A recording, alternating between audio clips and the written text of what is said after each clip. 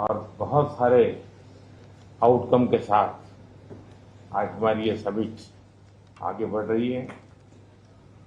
Excellency, आपकी यात्रा बहुत ही ऐतिहासिक है। 2001 में जब आपने कार्यभार संभाला और भारत की आपकी यात्रा पहली हुई, उसको आज 25 साल हो गए और उस पहली यात्रा में ही स्ट्रेटेजिक पार्टनरशिप की एक मजबूत नींव रखी गई थी। मेरे लिए पर्सनली भी खुशी की बात है कि आपके साथ मेरे परिचय को और संबंधों को उसको भी 25 साल हो गए हैं। एक्सेलेंसी, मैं मानता हूं कि ये जो 2001 में आपने जो भूमिका अदा की, एक विजनरी लीडर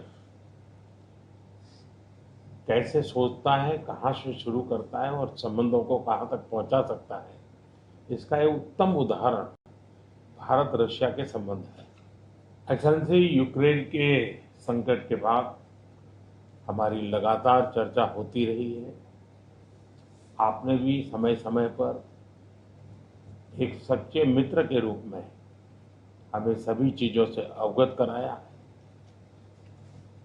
मैं समझता हूं कि ये विश्वास बहुत बड़ी ताकत है और आपको मैंने अनेक बार इस विषय की चर्चा भी की है और विश्व समक्ष भी मैंने रखा है कि विश्व का कल्याण शांति के मार्ग पर ही है। हम सबको मिलकर के शांति के रास्ते तलाशने चाहिए और पिछले दिनों जो प्रयास चल रहे हैं, मुझे पूरा विश्वास है कि विश्व फिर से एक बार शांति की दिशा में लौटेगा। एक्सेलेंसी, पिछले दिनों विश्व समुदाय के सभी नेताओं से जब भी मेरी बात हुई और उन्होंने जब विस्तार से मेरे चर्चा की, मैंने हमेशा कहा है कि भारत न्यूट्रल नहीं है, भारत का पक्ष है और वो पक्ष शांति का है। हम शांति के हर प्रयासों का समर्थन करते हैं और हम शांति के हर प्रयासों के साथ कंधे से कंधा मिला करके खड़े हैं। पूरे विश्व ने कोविड से लेकर के अब तक कई संकटों से गुजरा है।